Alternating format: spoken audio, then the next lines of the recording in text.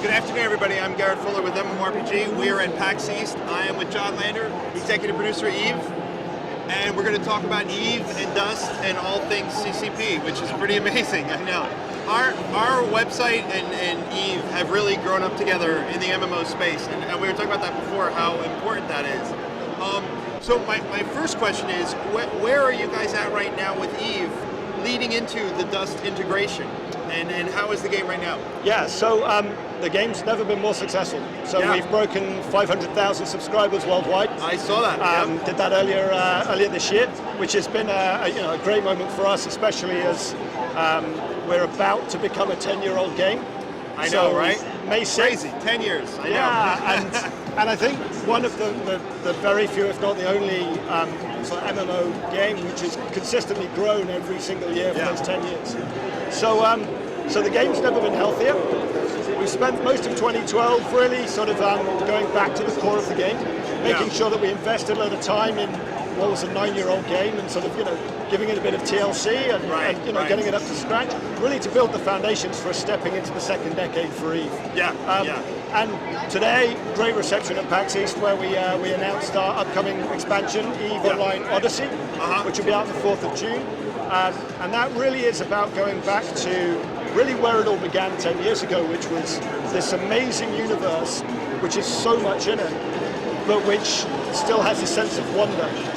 Putting a lot of things in. Everybody comes to our game wanting this kind of typical sci-fi, I want to explore, I don't want to know what's out there, I want to be surprised.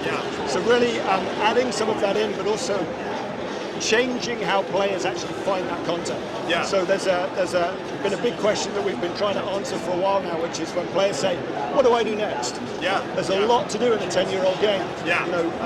Odyssey will be our 19th free expansion, so we've built the game a huge amount. And so one of the things we're doing is really making all of that content accessible, whilst we're also taking a chance to throw a few stones in the pond and send some ripples out. And I don't like the game to be too balanced. It's always good to have things a bit asymmetrical. And some things in parts of our game have become a bit too well-known, shall we say. So we're also going to mix it up so the veteran players have a lot of things to do, the new players do, and also all of our players will just have some amazing content to go out and get involved in June. I think it's exciting. I think with Odyssey, again, I love that you say you're throwing a few stones in the pond. I mean, for me, there's two things about EVE that I always remember. It is that dark sci-fi sense of exploration. Space really feels like space, and then you've got the flip side of that, which is the super hardcore combat, death runs, and everything like that. But you combine the two elements. One is very dynamic, and one is very kind of sensory in terms of the exploration. I think it's great that you're boosting the exploration side as well in the game.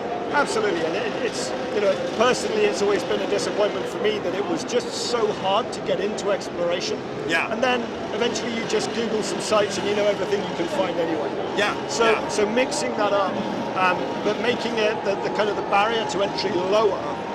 Whilst maintaining that hardcore nature of the game is something which really is going to help define the second decade of EVE. We want it to be easy to learn but hard to master. And we still want those consequences to be real and meaningful. And also, key to the heart of the game really is doing these things with other people.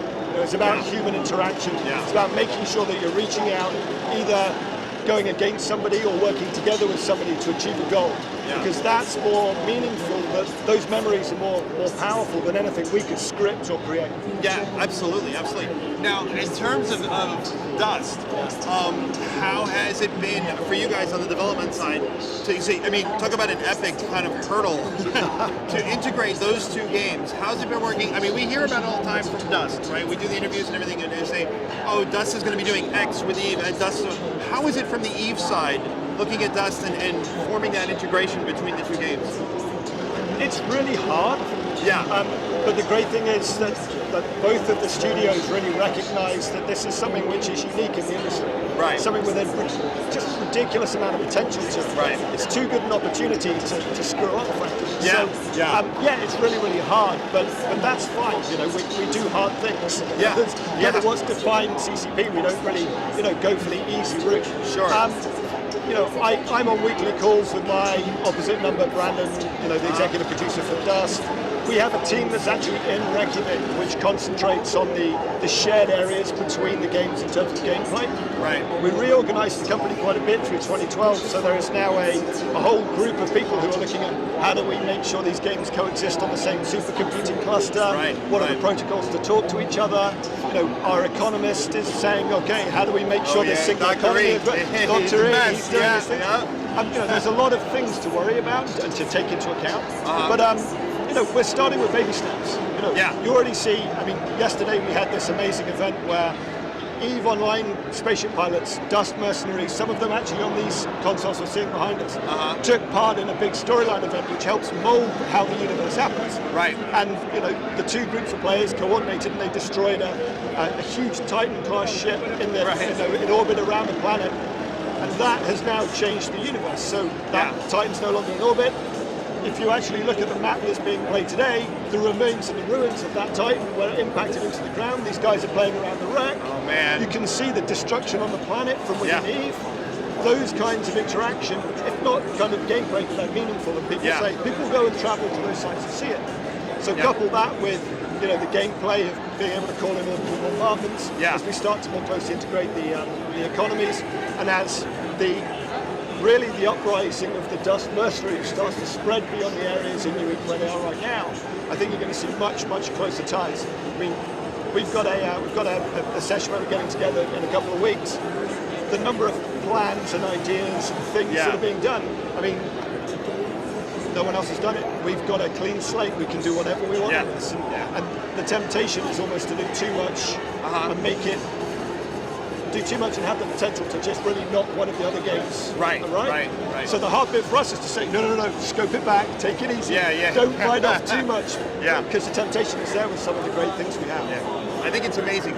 One of the things we talked about a lot here, and you're seeing a lot of games go back to, and you guys have never changed your formula at all, is the word sandbox. Our readers love it.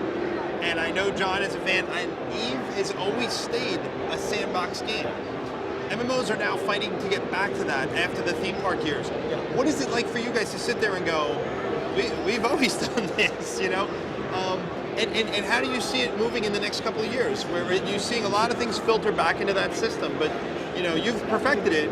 You've got now to go with the flow and see where it moves. I'm really glad that people are getting back to it, because I think it will lead to more successful MMO games out there, which will give just a broader range of choice to people who want to play them.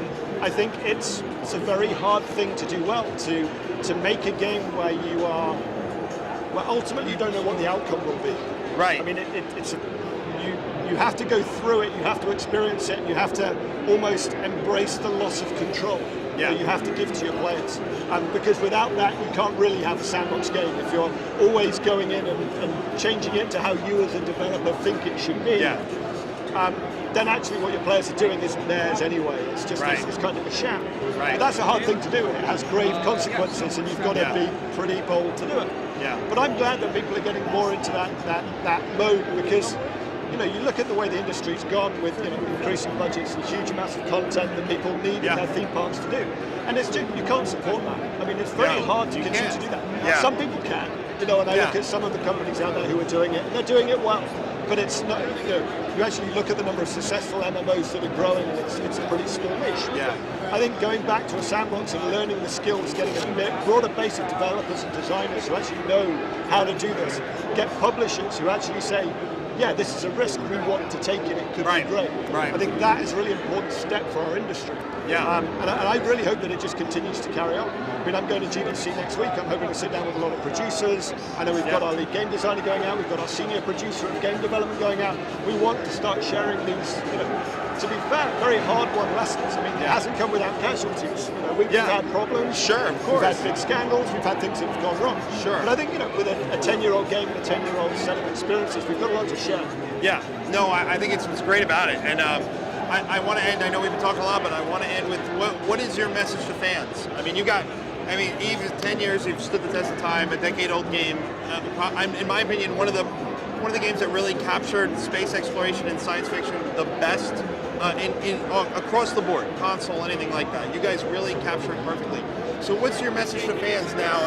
You know, for PAX East, for GDC over the next few weeks, what's really been in your head cerebrally, and what do you want to convey to the? Yeah, I think, you know, we are, if you like, EVE Online is growing up from being an angry, noisy teenager into being a pretty edgy kind of, you know, 20-something. And I think the second decade of EVE really is going to be about keeping the hardcore nature of our game, but not making it so hard that it puts people off from playing it, because our game is better with having more people in it. And so I think enabling people to know about that there are mysteries out there without having to have been playing the game for 10 years, and really capturing that kind of wanderlust, really capturing that idea of there are secrets out there, but they're not so obfuscated that I'll never find them. That really is what EVE is going to be about going forward. It's going to be about easy to learn, easy to access, hard to master, real consequences, where meaningful human interaction is the most important thing we can have. Making, growing our game up from being the angry teenager into that 20-something. That's really where we want to go. And FanFest at the end of April, we'll be setting out our roadmap, setting out where we want to be in 5 years' time, and how we see the game evolving over that. So awesome! It's amazing, guys. Thanks so much for watching with John. PAX East, I can't thank you enough. Thank you. And we got a lot to look forward to at FanFest. It sounds great. It's going to be great. Awesome. Thanks so much. Thanks again. Take care, guys. We'll see you soon.